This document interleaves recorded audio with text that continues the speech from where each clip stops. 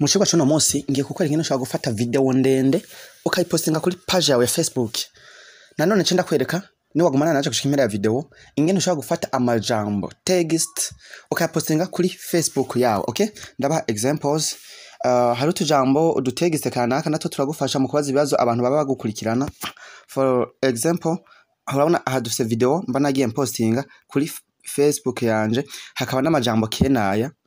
Yes, udutext nk'utu natonye nacenda kwereka ingene ushaka kudupostinga kuri page yawe ya Facebook, hanyuma ukabasha kuronka ama like menshi nkuko mubibona, enka like, nefsa like. Yes, nivyo muba muri ko murabona. Okay guys, mugumane naje rero gushika impera video. Hanyuma ikintu cyambe ndagusaba kora subscribe kuri YouTube nyimba ari ubonye video. Ukabonye kuri Facebook naho fyenda kuri no jambo ry'ubururu nyine ryanditse ko ngo suivre kugira ngo nkurikirane video zose zo bwenge nzoza ndashirako uzoza urazibonera igihe. Thank you.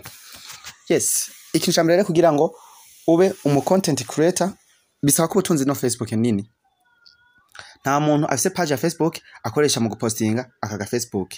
Defo ya mbere akaga Facebook karacekura video ugasangira cekutse. Defo ya kabiri akaga Facebook aka ntiga postinga video irenza imisegonda 30. Murumva yuko atarakantu keza. Okay. Wewe rero ufise page ya Facebook nyarukira muri Play Store yawe. Play Store ni bituguruye ubura email nyimba utazi kwikireya byose byibirenga hanyene. Kora recherche muri YouTube uti ni gute wugurura konti yawe ya email by New Life Studio Bwenyuze ucubibona. Tuze kuza hano nyene muri recherche turondera ibintu n'abantu tuje tuje hano hejuru kandi muri recherche cyo twandika ijambo Facebook uko nyene nta kintu urenzako apana Facebook Lite. Bana hacaza Facebook WhatsApp, Facebook downloader, Facebook Lite, Facebook Messenger, turisha dutora akako hejuru kanditse ko Facebook cyonyene atakindi kintu kiriko. Turaza kubuza murayibona Facebook Lite iyi turayihoza. Cyatuza kuri no Facebook rero ifise uruferu nini. Ya, uruferu nini. Iyi y'ubururu ucisho ndako nkuko. Hanyuma wewe utarainstalla, je urabona ko yari install bansaba update. Wewe utarainstalla uza gucusanga handitse install uza kuchuya installa. Okay? Je urabona iri install. Right. Rero imaze kuba iri install twagiye kuyugurura ndaberekera ibice bikurikira. Wowe uraza kuyiteresharija nyene urindire ko ishika muri telefone yawe. Imaze gushika muri telefone yawe uraza kuyirondera nyene ni waba ufise ama application menshi nkuko kwanje ubaye ufise make biroroshe uraza kuyisondako. Hanyuma uraza kuza hano handitse Facebook nyene winjireyo nkuko. Uko ibintu bimeze wowe uraza kwiconnecta bisanzwe. Uraza kubanza wiconnect nyene nka kwa kundi twiconnecta ushiremo nimero yawe ushiremo na model pass hamushikira hano hameze uko. Ikintu cyarere kugira wiconnect kuri page yawe uzo guca hano hari uturongo dutatu hano hejuru uco cyane kwa tuno turongo dutatu nkuko. Yes, umaze kufyondaho urabona baca baguha ama page yose ufise nga. Murabona kano kantu kakampi kameze nka kavivo nka uri kuratanga amanota ku munyeshuri. Yes, ucugafyonda ko nkuko baca bakuzanira ama page yawe yose. Right. Aha turafise ya page twakireye ejo yitwa Ubwenge Online. Ubwenge Online cyatuza tuyifyonde ko kugira ngo tuyiconnectemo. Switching to the account. Bibaye ngombwa uragaruka ukaverifya ngaha muri profile, ukaverifya ukafyonda hano muri profile, ukaraba nyene ko kabisa ariyo. Murabona ko mfise 0 followers, 0 following. Donc aba mbere nabantu bankurikira, aha kabiri nabantu mbankurikirana hose n'ubusabusa. Ikintu cyambere rero ushaka gupostinga video nico tugoma duhereko. Ucuza kuri kano kantu kameze nka gallery aha. Yes. Umaze kuzaho ucuza mu video nyene ubufise muri telefone yawe. Yes. Reka turabe nka video nkiyi cyituza tuyishondeko nkuko. Hanyuma cha tuyiha titre mwankara nyimba tushaka gati laba ukuntu woshira video ndende kuri page yawe ya Facebook. Right. Hanyuma cha dushanda hano kuri jambo rya nditseko ngo next chatishanda ko nkuko. Hanyuma hano barakubwira ngo who can see this. Aha utegeza gushaka kuri public kugira ngo uronka ama views menshi. Hari abantu uzosanga hari kuri donc tugize kuri public ni kuvuga utegeza kumiza kuri public nyene kugira ngo uwari we wese nubwo atwara umabone wawe video ashobore kuyibona. Right.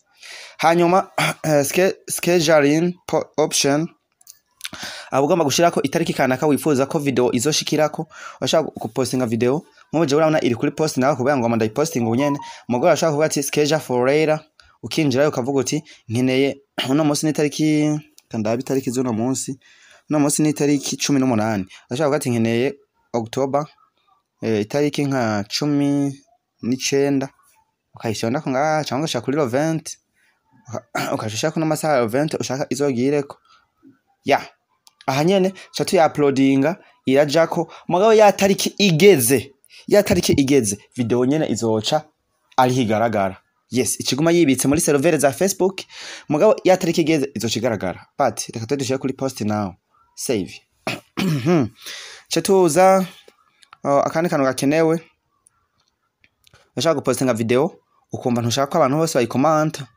yes ukumva ntushaka ko abantu bose bayikomanta hano handitse more reka nacyo tuvyihoze okay ntitutebe video ngo ibe ndende kurabona video iri kirageza iminota 6 tutarayirangiza cyane byose okay ucoje hano rero kuri share now ucoje kuri share now nkuko video ndaza murabona iriko irajako video iriko irajako hengi iriko irajako yes kandi bibereka byose ingene video uca uyamamaza rero igakwiragwira hose byose ngo manabibereke all right turi kuri finishing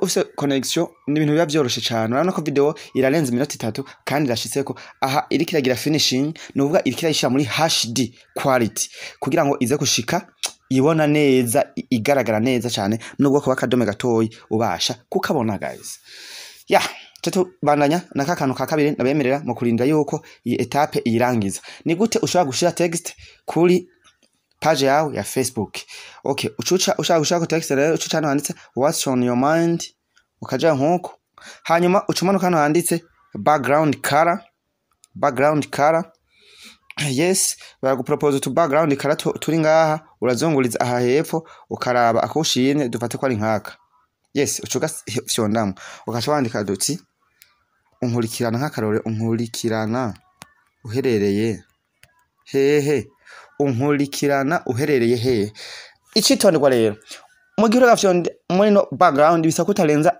amalinye nk'atatu n'imibori uri cankane ugiye kurenza icivayo akakabara donc ugiye kwandika amajambo menshi akarengera kano ka background bica byibera amajambo bica biva muri background reka nakatoka posting cyose mugende mu birabye yes ko kurabona kamaze kubagashikako aha malike murashaka gutangura kuyankubita yes ya video nayo ngiye yamaze gushikako ngiye ya video yamaze gushikako ubwenge online haciye umunota umwe ndashaka kucanca hano kuture mu dutatu aha nkacanca hano handitse copy link hama nkacanca mu bagenzi banje mfise ba WhatsApp nkayibarungikira ari muri groupe gutyo okay ndakwereka ku bantu batazi ngene ushobora kurungikira umuntu video ku bantu mutazi ngene ushobora kurungikira umuntu link ushanga nkuko ukacushanga ucufye dufata nko muri groupe ucufye ndukagumizako hanyuma ucugira past urashonda ukagumizako